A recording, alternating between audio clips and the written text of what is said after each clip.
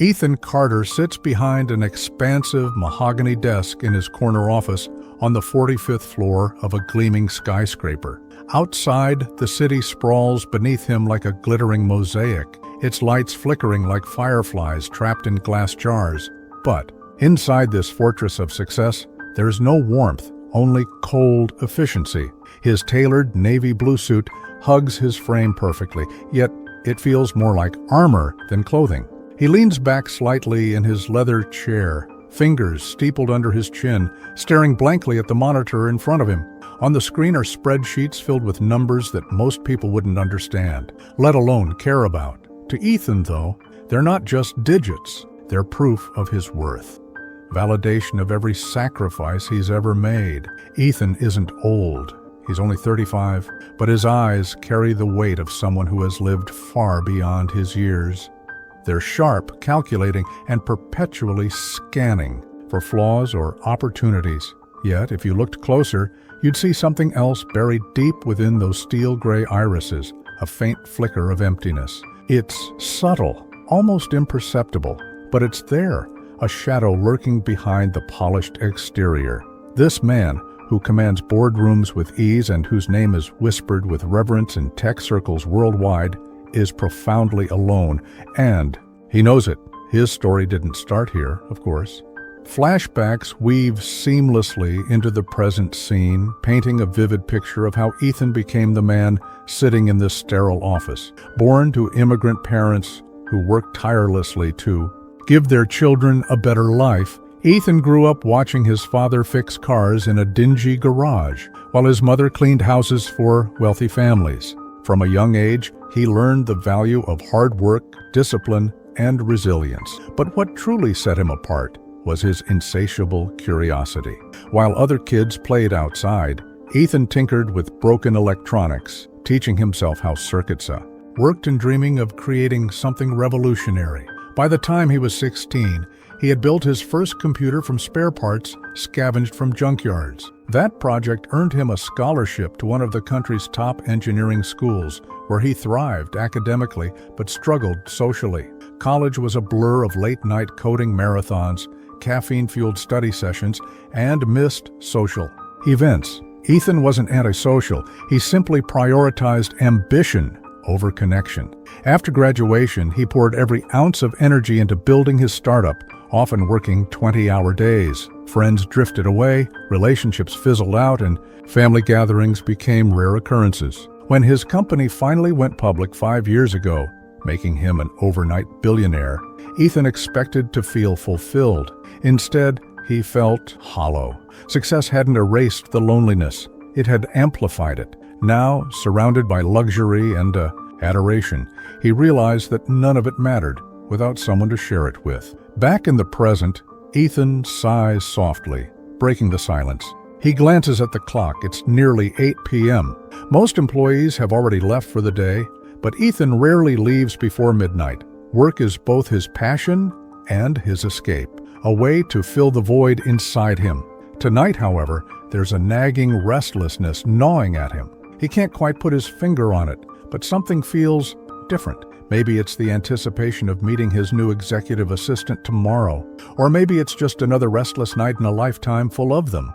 As the camera lingers on Ethan's face, capturing the faint lines of exhaustion etched into his skin, the narrator's voice cuts through the silence. Have you ever wondered what lies beneath the surface of success? The narrator asks, their tone warm yet probing.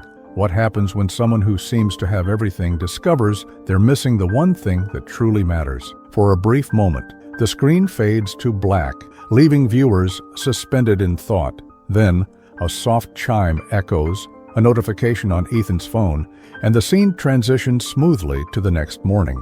The next morning dawns with a crispness that seems almost symbolic, as if the universe itself is preparing for the collision of two vastly different worlds. Ethan arrives at the office earlier than usual, his mind still preoccupied with the restless thoughts from the previous night. He moves through the glass doors of the skyscraper with purpose, nodding curtly at the security guards who greet him. His polished black shoes click against the marble floor, echoing in the cavernous lobby. The building is quiet this early, save for the hum of fluorescent lights and the occasional clatter of cleaning staff finishing their rounds. As he steps into the elevator, Ethan glances at his reflection in the mirrored walls. For a fleeting second, he wonders what kind of person he's become, someone whose life revolves around work, deadlines, and numbers. But the thought dissipates as quickly as it came. There's no time for introspection today. Upstairs, the FECM executive floor buzzes with subdued activity. Ethan's assistant manager, a middle-aged woman named Patricia, greets him with a clipboard in hand. "Mr. Carter," she says briskly, her tone professional, but tinged with excitement, "your new executive assistant will be arriving shortly. I've reviewed her credentials, and she's highly qualified." Ethan nods absently, already halfway, to his office. "Good," he mutters, not bothering to ask for details. To him, assistants come and go like seasons. They're interchangeable cogs in the machine of his empire. What difference could one more make? Meanwhile, across town, Clara Bennett is running late, not because she overslept, but because she stopped to help an elderly man carry groceries up 3 flights of stairs. It's just the kind of thing Clara does without thinking, even when she's rushing. She's always been that way, fiercely independent, unapologetically direct, and deeply empathetic. At 32, Clara has spent most of her life taking care of others, whether it was raising her younger siblings after their parents' divorce or juggling multiple jobs to pay the bills. Her resilience is both a strength and a shield, protecting her from vulnerability while also keeping people at arm's length. Clara grew up in a modest neighborhood on the outskirts of the city, where dreams often died before they had a chance to take flight. But she refused to let circumstances define her. From a young age, she learned to fight for everything she wanted, a trait that served her well in the corporate world, though it sometimes made her stand out in uncomfortable ways. Unlike many of her peers, Clara doesn't sugarcoat her opinions or shy away from confrontation. She speaks her mind, even when it ruffles feathers, and she expects the same honesty in return. This approach has earned her both admirers and detractors, but Clara doesn't care about popularity. All she cares about is proving that she belongs in spaces where people like her aren't supposed to thrive. Today, however, Clara isn't thinking about any of that. She's focused on making a good impression at her new job. Dressed in a sleek charcoal gray blazer and tailored trousers, she strides into the building with the confidence of someone who knows her worth. Her dark hair is pulled back into a neat ponytail, and her makeup is minimal but striking. She carries herself with an air of authority that belies her nerves, though inside she's silently rehearsing what she'll say during her introduction. To Mr. Carter, little does she know, fate has other plans. When Clara reaches the executive floor, Patricia greets her warmly and escorts her to Ethan's office. Along the way, Clara takes in her surroundings, the plush carpeting, the modern artwork adorning the walls, the hushed efficiency of the staff. Everything screams wealth and power, but Clara remains unfazed. She's seen enough boardrooms to know that appearances can be deceiving. What matters to her is substance, not spectacle. As they approach Ethan's door, Patricia knocks lightly before opening it. Inside, Ethan is seated at his desk, typing furiously on his laptop. Without looking up, he waves them in.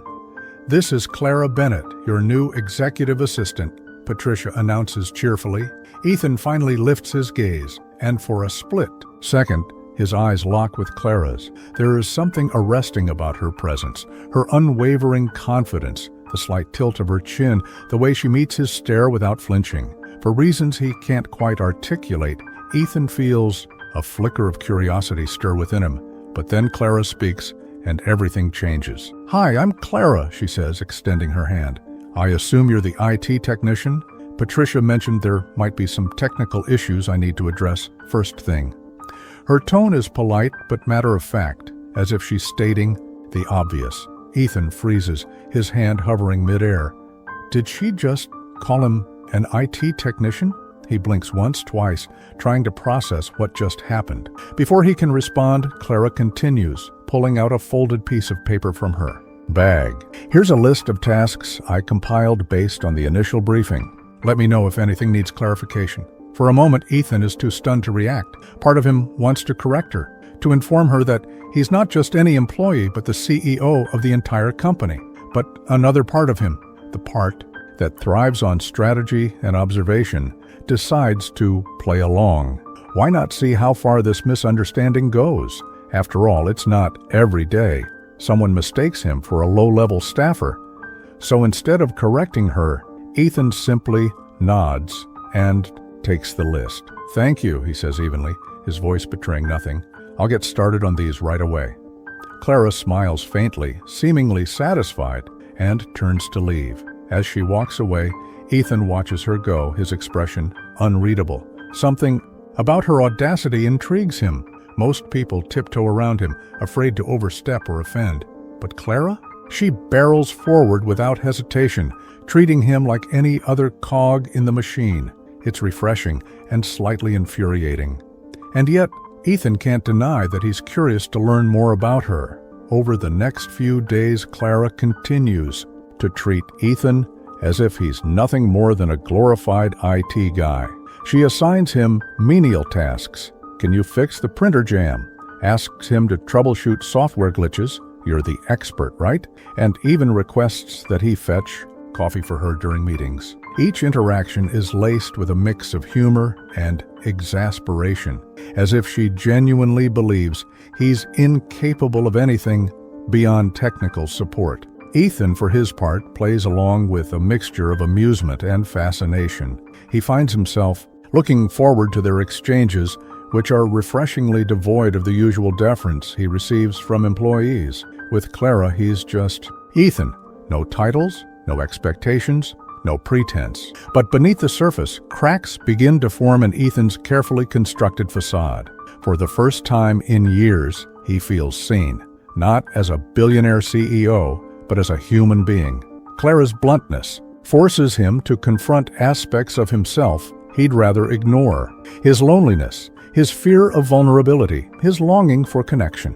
And while he doesn't fully understand these feelings yet, one thing is clear. Clara Bennett is unlike anyone he's ever met. The days blur together in a whirlwind of tasks, misunderstandings, and increasingly charged interactions between Ethan and Clara. What started as a bizarre mix-up has evolved into something neither of them anticipated. A dynamic that is equal parts frustrating, exhilarating, and deeply revealing. For Ethan, each encounter with Clara feels like peeling back another layer of himself, exposing vulnerabilities he didn't even know existed.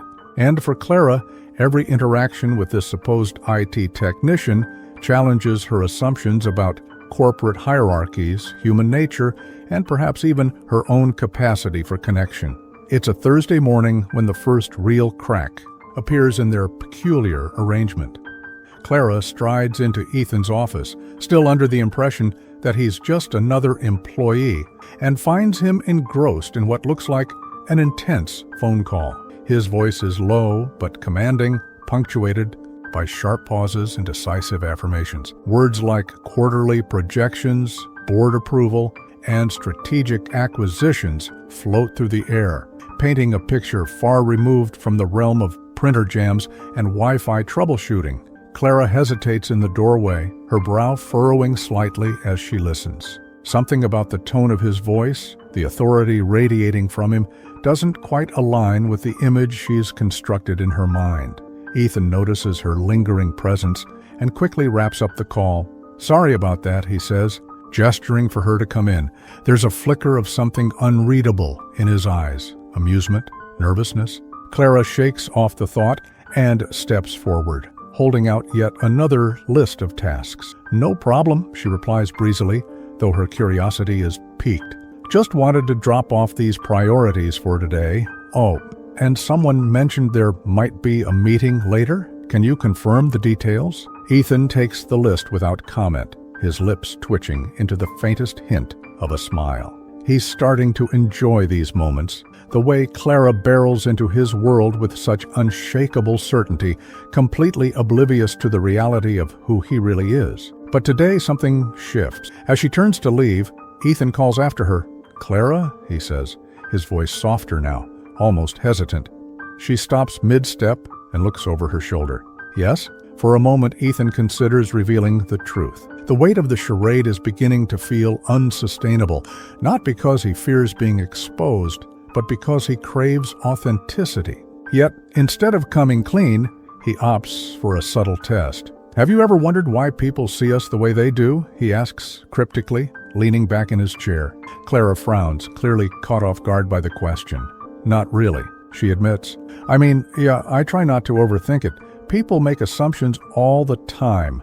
It's easier than actually getting to know someone." Her response hits Ethan harder than he expects. It's brutally honest, cutting straight to the heart of his own insecurities. How many times has he hidden behind his title, using it as a shield to avoid genuine connection? How often has he allowed others to define him based on wealth and power rather than character? Clara's words linger in the air, heavy with implication, before she shrugs and heads out the door. "Anyway, let me know about the meeting," she throws over her shoulder, already moving on to her next task. That evening, as Ethan sits alone in his dimly lit office, he replays the conversation in his mind. Clara's casual dismissal of societal labels strikes a chord deep within him. She operates outside the constraints of hierarchy, treating everyone, from janitors to CEOs, with the same level of respect and directness. To her, titles are irrelevant. What matters is action, integrity, and mutual respect. In a world obsessed with status symbols, Clara is refreshingly untethered, and Ethan can't help but admire her for it. Meanwhile, Clara begins to notice inconsistencies that don't quite add up. Over lunch in the cafeteria, she overhears snippets of conversations among her colleagues. One group discusses Ethan Carter's latest keynote speech at a tech conference, marveling at his vision for the future of artificial intelligence. Another mentions how he single-handedly turned the company around during its darkest days. At first, Clara dismisses the chatter as typical corporate hero worship, but then she starts piecing things together. The way people defer to him in meetings, the fact that his name is emblazoned on the building's lobby plaque, the sheer number of high-profile clients who request private audiences with him.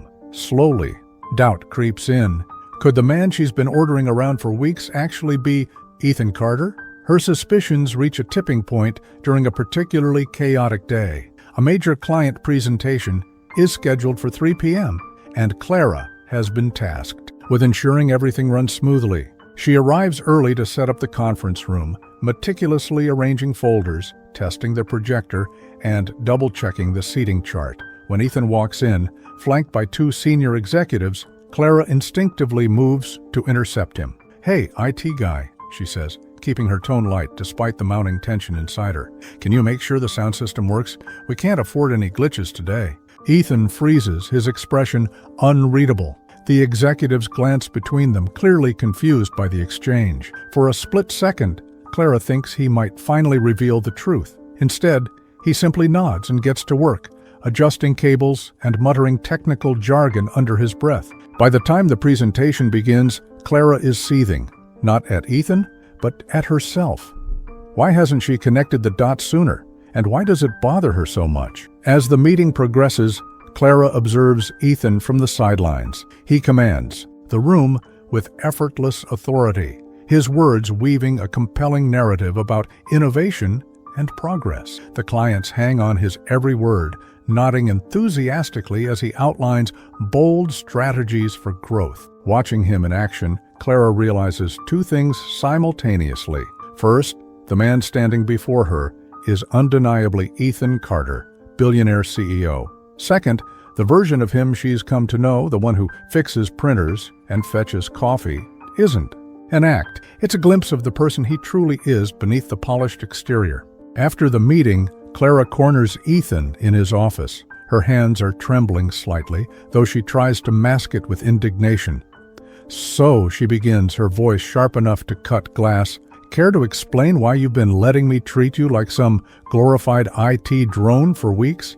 Ethan meets her gaze steadily, his expression calm but tinged with guilt. "You never asked," he says simply. As if that explains everything, Clara stares at him, incredulous. "Are you serious right now? You're telling me you let me walk around thinking you were that Just because I didn't ask? He shrugs, a small smirk tugging at the corner of his mouth. Would you have believed me if I told you otherwise? Or would you have treated me differently? Clara opens her mouth to retort, then closes it again. The truth is, she probably wouldn't have. Like everyone else, she would have deferred to his title, tiptoed around him, treated him with the kind of reverence reserved for billionaires. And maybe that's exactly why Ethan kept the charade going, to experience what it felt like to be seen as an equal, however fleeting, for several.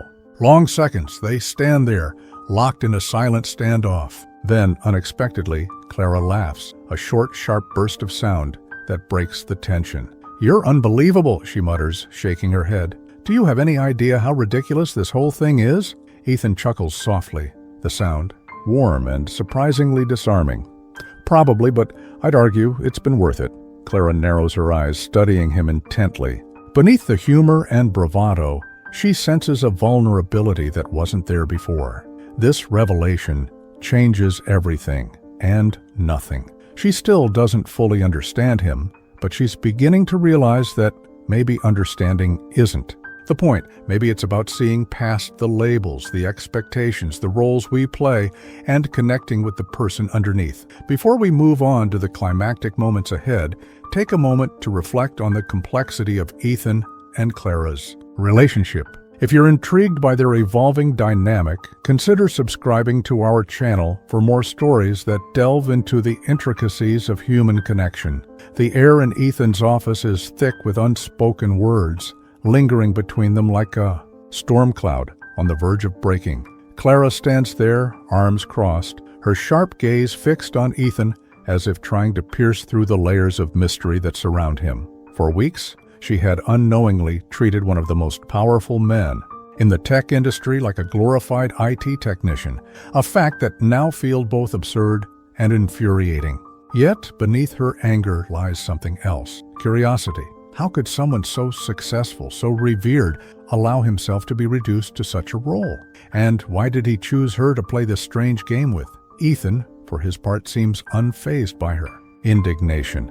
He leans casually against his desk, his posture relaxed but his eyes alert, watching her every move. There's a quiet intensity about him now, as if he's been waiting for this moment all along. "You're right," he says finally, breaking the silence. His voice is calm, measured, but laced with an undercurrent of vulnerability. It was ridiculous, but I needed to see what it felt like, to be treated like, well, just another person. Clara blinks, momentarily caught off guard by his honesty. She hadn't expected him to admit it so openly, let alone justify it. "So you decided to let me humiliate myself instead?" she shoots back, her tone biting, but tinged with disbelief. "That's your excuse?" Ethan shakes his head, his expression softening. "No, Clara, that's not what this was about. You didn't humiliate me. You reminded me of something I'd forgotten." He pauses, choosing his words carefully. "In this world, people don't see me as Ethan anymore. They see Ethan Carter, CEO. They see my net worth, my accomplishments, my influence. But when you walked into my office and called me an IT guy, you saw none of that. You saw just me." His confession hangs in the air, raw and unfiltered. Clara feels a flicker of empathy stir within her, though she fights to suppress it. This man, this enigmatic, infuriating man, isn't the arrogant billionaire she assumed he'd be. Beneath the tailored suits and billion-dollar empire lies someone who craves authenticity, connection, and perhaps even redemption. It's a revelation that complicates everything she thought she knew about him. But Clara isn't ready to forgive him just yet. Her pride won't allow it. "So what happens now?" she demands, her voice steady, despite the turmoil brewing inside her. "Do we pretend this never happened? Or do I pack up my things and find another job where my boss doesn't pull childish stunts?" Ethan straightens, his demeanor shifting from reflective to resolute. "You don't have to leave," he says firmly. "In fact, I'd prefer it if you stayed. Not because I need an assistant, I can hire anyone for that, but because," he hesitates, searching for the right words, "because you've brought something into my life that I didn't realize I was missing. Honesty, perspective, humanity." Clara raises an eyebrow, skeptical but intrigued. "And what makes you think I want to stick around after this little charade?" "Nothing," Ethan admits with a rueful smile. but I'm hoping you'll give me a chance to prove that I'm not the man you think I am." For a moment, neither of them speaks. The tension in the room is palpable, charged with emotions neither fully understands. Clara knows she should walk away, should cut her losses and start fresh somewhere else. But deep down, she senses that leaving wouldn't solve anything. This confrontation has unearthed questions she can't ignore. Who is Ethan Carter really? And why does she feel drawn to him despite everything? Finally, Clara exhales sharply, running a hand through her hair. "Fine," she says, her tone clipped but not entirely hostile. "I'll stay for now, but don't expect me to go easy on you just because you're some big-shot CEO." Ethan nods, relief washing over his features. Fair enough. Over the following days, their dynamic shifts in subtle but significant ways. Clara no longer assigns Ethan trivial tasks or refers to him as the IT guy, but their interactions remain charged with a mix of tension and mutual respect. She begins to notice details she overlooked before, the way he listens intently during meetings, the quiet determination in his eyes when discussing company goals, the occasional flashes of humor that reveal a softer side of him.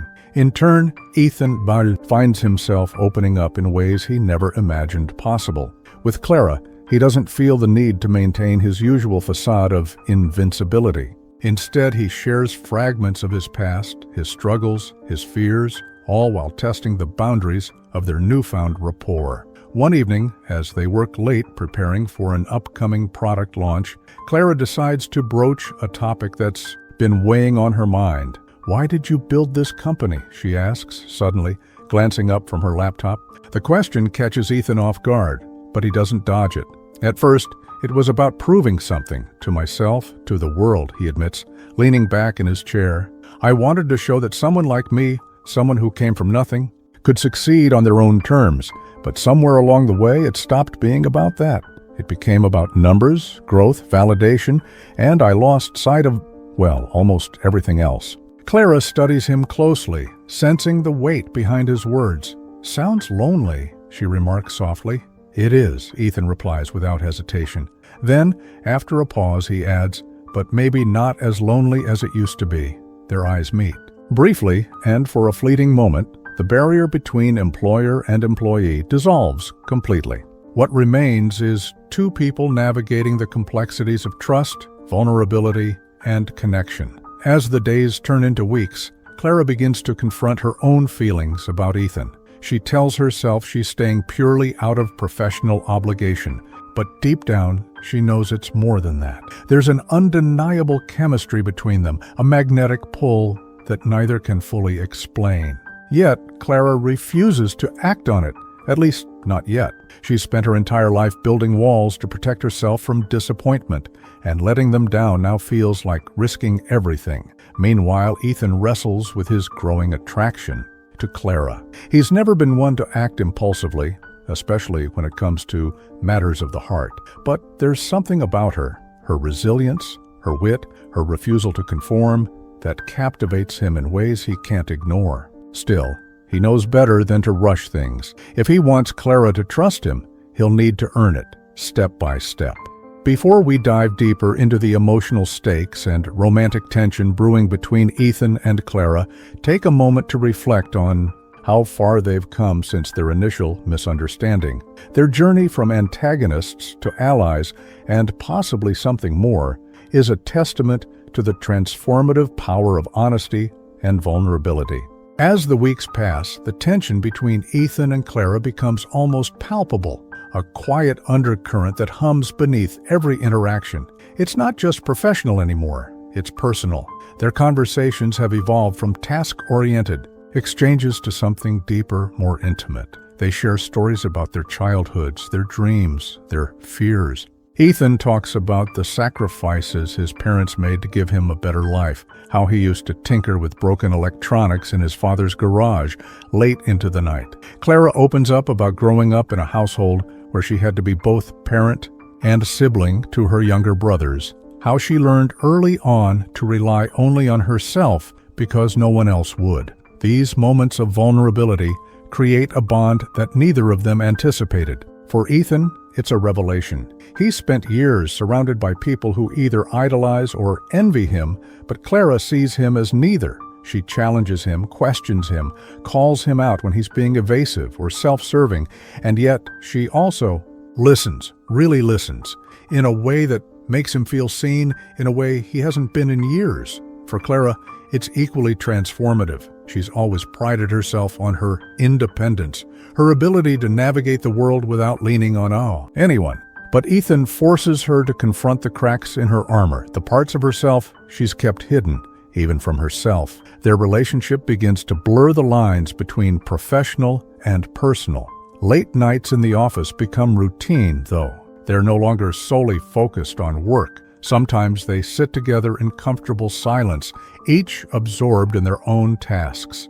Other times they engage in debates about everything from philosophy to pop culture, their banter sharp and playful. On rare occasions they laugh, genuine unguarded laughter that fills the sterile office with warmth and life. These small, stolen moments are like tiny revolutions against the rigid structures of their lives, reminding them that connection is possible, even in the most unlikely places. But as much as they try to ignore it, the attraction between them grows stronger. With each passing day, it's subtle at first, a lingering glance here, a brush of fingers there, but soon it becomes impossible to deny. Ethan finds himself stealing glances at Clara when she's not looking, admiring the way her hair catches the light, or the way her eyes light up when she's passionate about something. Clara notices the way Ethan's voice softens when he speaks to her, the way his presence seems to fill the room even when he's standing still. There's an undeniable magnetism between them, a pull that neither can resist and neither wants. 2. One evening, after a particularly grueling day of back-to-back meetings, Ethan suggests they grab dinner together. "It's late," he says casually, closing his laptop. "We should eat before we collapse from exhaustion." Clara hesitates for a moment, then nods. Sure, why not? They end up at a small Italian restaurant a few blocks away, tucked into a cozy corner booth lit by flickering candlelight. The atmosphere is warm and inviting, a stark contrast to the cold efficiency of their usual surroundings. As they pore over the menu, their conversation flows effortlessly, touching on everything from their favorite childhood meals to their thoughts on the future of technology. For once, there's no pretense, no agenda, just two people sharing a meal and enjoying each other's company. At one point, Ethan leans forward, his expression serious but gentle. "Clara," he begins, his voice low enough that only she can hear him, "I need to say something, and I don't want you to take it the wrong way." Clara raises an eyebrow, intrigued. "Okay, I know this isn't conventional." He continues, choosing his words carefully. "And I know we've only known each other for a short time, but I can't ignore what I'm feeling anymore. You've changed something in me, something I didn't even realize was missing.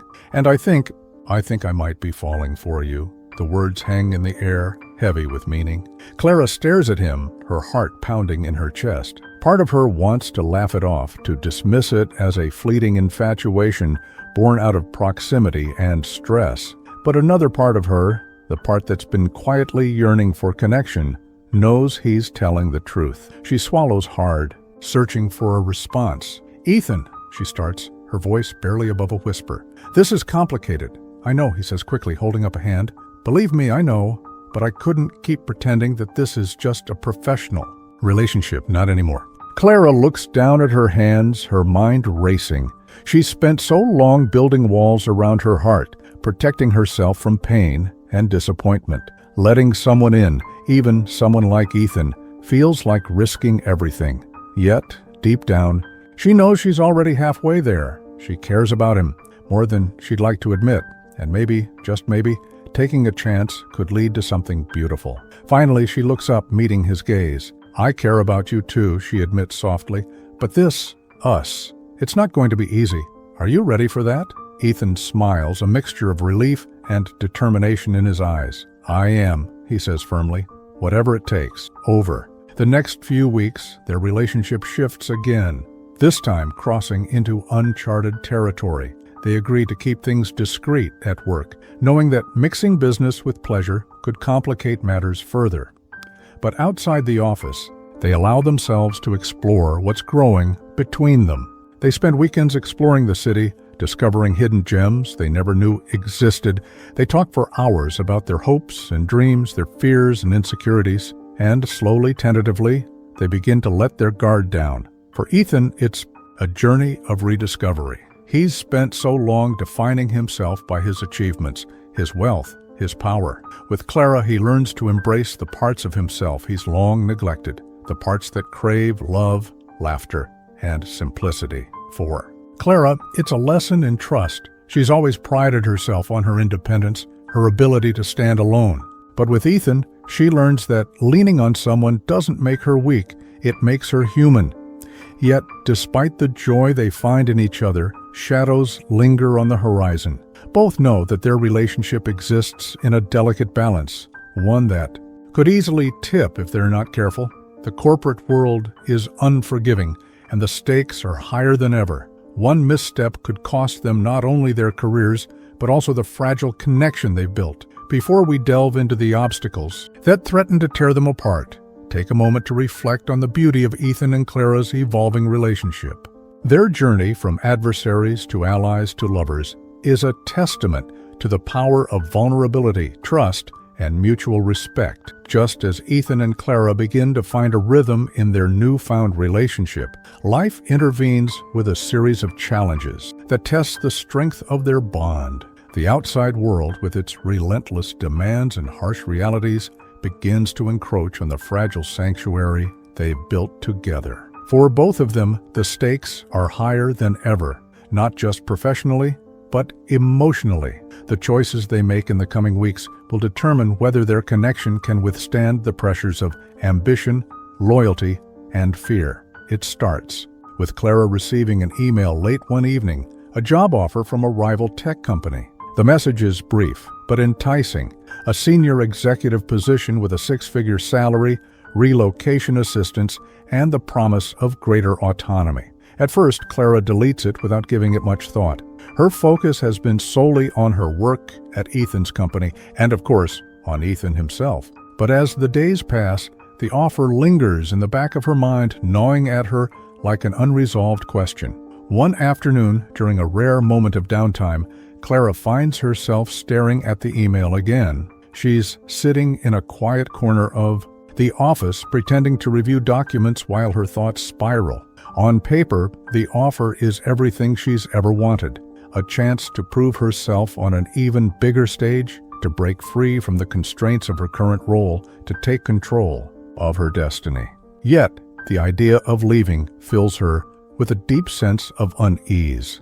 Leaving wouldn't just mean walking away from a job, it would mean walking away from Ethan. Her internal conflict comes to a head during a meeting later that week. As Ethan presents the latest quarterly earnings report to the board, Clara watches him from across the room, her heart heavy with indecision. He's magnetic, commanding the attention of everyone in the room with his vision and charisma. To the outside world, he's untouchable, a man who has achieved more success than most people could dream of, but Clara knows better. She sees the cracks beneath the surface, the loneliness that still haunts him despite their growing closeness. And she wonders, if she leaves, will he retreat back into the shell he's worked so hard to break out of? After the meeting, Ethan approaches her, his expression unreadable. "You seem distracted today," he says quietly, his voice tinged with concern. "Is everything okay?" Clara hesitates, torn between honesty and self-preservation. Finally, she decides to tell him, at least part of it. "I got an offer from another company," she admits, avoiding his gaze. "It's tempting." Ethan freezes, his jaw tightening imperceptibly. For a moment, he says nothing, processing the weight of her words. Then, with remarkable composure, he nods. "I see. What does it involve?" Clara explains the details, trying to keep her tone neutral. But as she talks, she notices the subtle shift in Ethan's demeanor, the way his shoulders stiffen slightly, the way his eyes narrow almost imperceptibly. When she finishes, there's a long pause before he speaks. "If this is what you want, I won't stand in your way," he says finally, his voice steady but strained. "But I need you to be sure, because once you walk away, there's no turning back." His words hit Clara like a punch to the gut. She hadn't expected him to react with anger or possessiveness. Ethan isn't that kind of man, but the calm resignation in his voice cuts deeper than any argument ever could. It's not just permission, it's acceptance, and that terrifies her. Meanwhile, Ethan faces his own crisis. A whistleblower within the company leaks confidential information to the press, alleging unethical practices in one of the firm's overseas operations. The scandal erupts overnight, sending shockwaves through the industry. Headlines scream accusations of corruption, exploitation, and greed.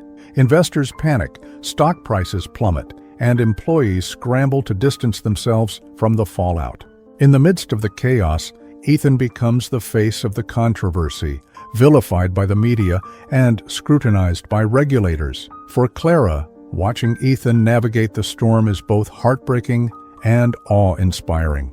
He works tirelessly to address the allegations, conducting internal investigations, issuing public statements, and meeting with key stakeholders to restore trust. But the toll it takes on him is evident. Dark circles form under his eyes, his usual confidence replaced by a weary determination. He stops sleeping, barely eats, and spends hours locked in his office, poring over documents and strategizing damage control.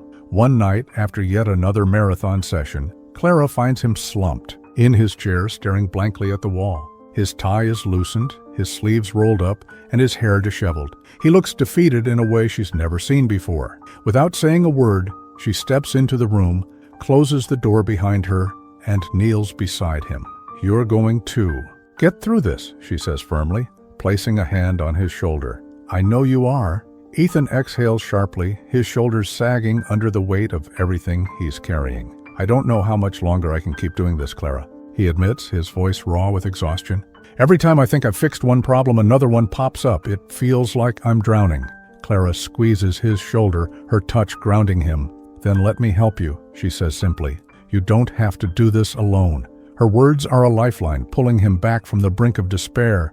Over the next several weeks, Clara throws herself into helping Ethan manage the crisis. She drafts press releases, coordinates with legal teams, and handles communications with disgruntled clients. Her presence becomes a stabilizing force, a reminder that he's not as alone as he feels. Together, they weather the storm, inch by painful inch. As the dust begins to settle, both Ethan and Clara are forced to confront the decisions ahead of them. For Clara, the job offer remains on the table, a constant reminder of the opportunities waiting beyond the confines of Ethan's company.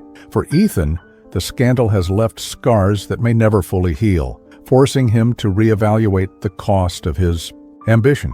Their paths seem to diverge, yet neither is ready to let go. One evening, after a particularly grueling day, they sit together on the rooftop terrace of Ethan's penthouse apartment. The city stretches out before them, its lights twinkling like stars against the dark sky. For a long time, neither speaks, content to simply exist in each other's presence. Finally, Clara breaks the silence. "What happens now?" she asks, softly, her voice barely audible over the hum of the city below. Ethan turns to look at her, his expression thoughtful but resolute. "That depends on us," he says. "We can either let these challenges tear us apart, or we can use them to build something stronger." Clara meets his gaze, her heart pounding in her chest. She knows what he's asking, and she knows the risks involved. But for the first time in her life, she's willing to take a leap of faith. "I'm not ready to give up on us," she says finally, her voice steady despite the turmoil inside her. "Not yet." Ethan smiles, a mixture of relief and gratitude in his eyes. "Neither am I." Before we move forward to the resolution of their story, take a moment to reflect on the resilience and courage it takes for Ethan and Clara to face these obstacles together. Their journey is a testament to the power of partnership, perseverance, and love in the face of adversity. The decision to stay together isn't made lightly. For Ethan and Clara, it's a choice born not out of convenience or obligation, but from a profound understanding that their connection is worth fighting for. Yet the road ahead is far from smooth. both know that staying together will require sacrifices, changes in how they live, work, and relate to each other. It's a daunting prospect, but one they're willing to embrace because, deep down, they've come to realize something essential. They are stronger together than apart. In the days following their rooftop conversation, Ethan and Clara sit down to have what might be the most important discussion of their lives. They meet in Ethan's office late one evening, the city lights casting long shadows across the room. The atmosphere is heavy with unspoken emotions, but there's also a sense of clarity, a shared understanding that this moment will define the future of their relationship. Ethan begins, his voice steady but tinged with vulnerability. "Clara, I need you to know something," he says, leaning forward slightly. "You've changed me in ways I never thought possible. Before you, I was lost. I had everything I thought I wanted, but I was empty. You showed me what it means to truly connect, to trust someone enough to let them see the real me."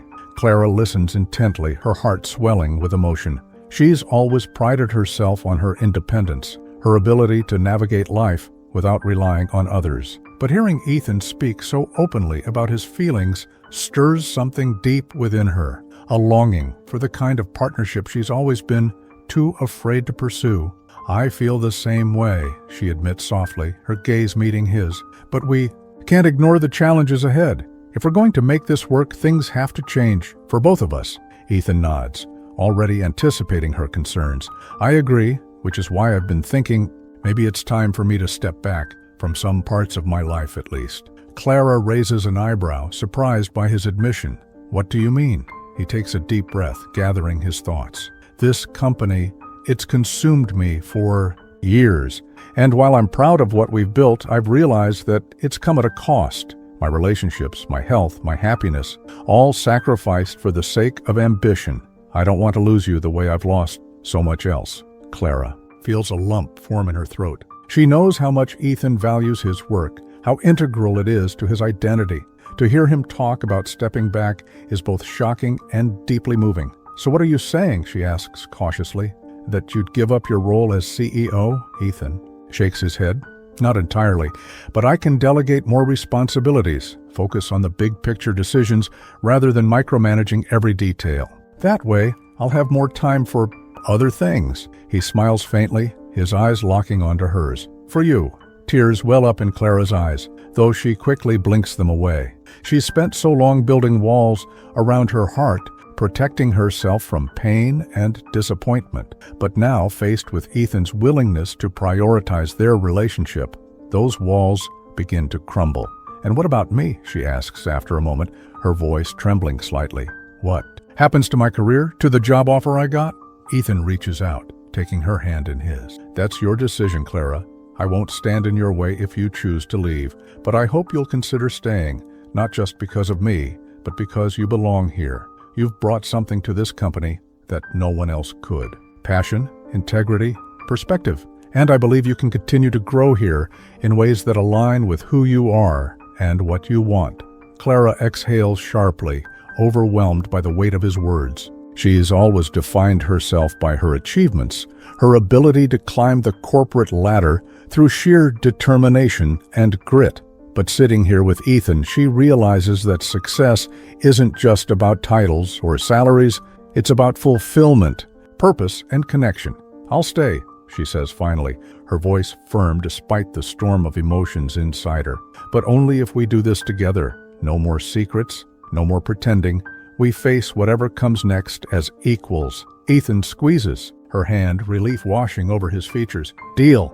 Over the following months, both Ethan and Clara make significant changes in their lives. Ethan delegates more responsibilities to trusted executives, allowing himself to step back from the day-to-day operations of the company. He focuses instead on strategic initiatives, mentoring young entrepreneurs, and pursuing philanthropic projects that align with his values. For the first time in years, he allows himself to breathe, to enjoy the simple pleasures of life, like spending weekends hiking with Clara or cooking dinner together in his penthouse apartment. Clara, meanwhile, negotiates a new role within the company, one that gives her greater autonomy and creative freedom. She spearheads innovative projects, mentors junior staff members, and advocates for policies that promote diversity and inclusion. Her leadership style, characterized by empathy and authenticity, earns her the respect and admiration of colleagues and clients alike. More importantly, she learns to balance her professional ambitions with her personal life, finding joy in the moments she shares with Ethan. Their relationship evolves into something deeper, more resilient. They argue occasionally, as any couple does, but their disagreements are rooted in mutual respect and a desire to understand each other better. They support each other's dreams, celebrate each other's successes, and comfort each other during moments of doubt. Together, they create a partnership built on trust, communication, and unwavering commitment. One evening, nearly a year after their initial misunderstanding, Ethan and Clara find themselves back where it all began. In Ethan's corner office, on the 45th floor, the city sprawls beneath them, its lights twinkling like stars against the night sky. But this time, the atmosphere is different. There's no tension, no uncertainty, only peace and contentment. As they stand side by side, gazing out at the view, Ethan turns to Clara with a soft smile. "Do you remember the first time you walked into this office?" he asks, his voice warm with nostalgia. Clara chuckles, shaking her head. "How could I forget? I thought you were an IT technician." Ethan laughs, the sound rich and genuine. "And look at us now." Clara leans into him, resting her head on his shoulder. "Yeah," she murmurs. "Who would have thought?" They fall silent for a moment, savoring the quiet intimacy of the moment. Then, Ethan speaks again, his tone serious but tender. "Clara, I need to say something." She looks up at him, curious. "What is it?" "I love you," he says simply, his eyes shining with sincerity. "More than anything. And I want to spend the rest of my life proving it to you." Tears well up in Clara's eyes, though this time she doesn't try to hide them. "I love you too, Ethan," she whispers, her voice thick with emotion. "And I promise to do the same." The final chapter of Ethan and Clara's story isn't marked by grand gestures or dramatic declarations. Instead, it unfolds in the quiet, everyday moments that define a life shared, moments filled with laughter, compromise, and an unspoken understanding that love is not just a feeling, but a choice. It's a choice they make every day, consciously and deliberately, to prioritize each other above all else. And in doing so, they create something extraordinary, a partnership rooted in authenticity, resilience, and unwavering support. Months pass, and the changes Ethan and Clara have made in their lives begin to bear fruit. Ethan's decision to step back from the relentless grind of corporate leadership allows him to rediscover parts of himself he had long neglected. He takes up hobbies he hadn't touched since childhood, painting, playing the piano, even experimenting with woodworking in his spare time. These activities bring him a sense of fulfillment that no boardroom victory ever could. More importantly, they give him space to be vulnerable, to explore aspects of his personality that don't align with the polished image of Ethan Carter, CEO. Clara notices these shifts in him, the way his eyes light up when he talks about his latest project, the ease with which he laughs now, the absence of the tension that once seemed permanently etched into his features. She sees the man beneath the title, the one who dreams and doubts and dares to try new things, and she loves him all the more for it. For her part, Clara continues to thrive in her new role within the company. Her innovative ideas lead to groundbreaking initiatives that earn the firm recognition as a leader in ethical business practices. She becomes a mentor to young professionals, particularly women navigating the challenges of male-dominated industries. Her speeches at conferences are met with standing ovations, not because of her accomplishments, but because of the authenticity and passion she brings to every word. Yet, despite her growing influence, she remains grounded, always reminding herself of the values that brought her this far: hard work, integrity, and humility. Their relationship deepens as they navigate these changes together. They learn to communicate openly, to listen without judgment, and to celebrate each other's successes without jealousy or resentment. They also learn to navigate conflict, not by avoiding it, but by addressing it head-on, using disagreements as opportunities to grow closer rather than drift apart.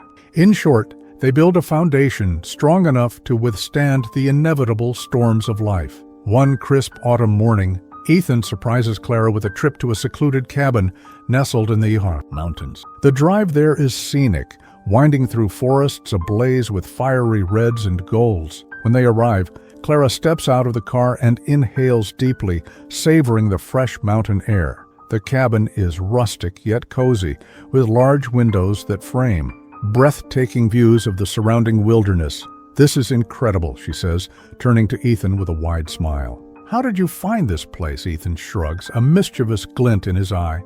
"Let's just say I have my sources." He takes her hand, leading her inside. The interior is warm and inviting, with a crackling fire in the hearth and a table set for two. A bottle of wine chills in an ice bucket, and soft music plays in the background. As the day turns into evening, they sit together on the porch, wrapped in blankets and watching the sun dip below the horizon. The sky explodes in shades of orange and pink, casting a golden glow over the landscape. For a long time, neither speaks, content to simply exist in the moment. Finally, Ethan breaks the silence. "Do you ever think about how different our lives were a year ago?" he asks, his voice soft but reflective. Clara nods, leaning her head against his shoulder. "All the time. Back then, I didn't even know who you really were. Now," she pauses, searching for the right words, "now I can't imagine my life without you." Ethan smiles, his heart swelling with gratitude. "I feel the same way. You've taught me what it means to truly live, not just exist, but live. And I'll never stop being grateful for that." They sit in comfortable silence for a while longer, the only sounds the rustling of leaves and the distant call of birds returning to their nests. As the stars begin to twinkle in the night sky, Ethan reaches into his pocket and pulls out a small velvet box. Clara notices immediately, her breath catching in her throat. "Clara," Ethan begins, his voice steady but laced with emotion. "From the moment you walked into my life, everything changed. You challenged me, inspired me, and showed me what it means to love and be loved. I can't imagine facing the future without you by my side." He opens the box to reveal a simple yet elegant ring, its diamond catching the moonlight. Clara gasps, tears welling up in her eyes. "Ethan," she whispers, her voice trembling, "will you marry me?" he asks, his gaze unwavering. For a moment, time seems to stand still. Then, with a radiant smile, Clara nods. "Yes," she says, her voice clear and resolute. "1,000 times. Yes." Ethan slips the ring onto her finger, his hands shaking slightly with emotion. They embrace, holding each other tightly, as if afraid to let go. In that moment, surrounded by nature's beauty and the promise of a shared future, they feel invincible. In the weeks that follow, Ethan and Clara begin planning their wedding, a celebration that reflects their personalities and values. They opt for an intimate ceremony held outdoors with close friends and family gathered under a canopy of twinkling lights. The vows they exchange are heartfelt and honest, promises made not just to each other, but to themselves, to continue growing, learning, and loving with every passing day. As they dance under the stars on their wedding night, Clara leans into Ethan, her head resting against his chest. "Do you think we'll ever stop surprising each other?" she asks, her voice playful but curious. Ethan chuckles, tightening his arms around her.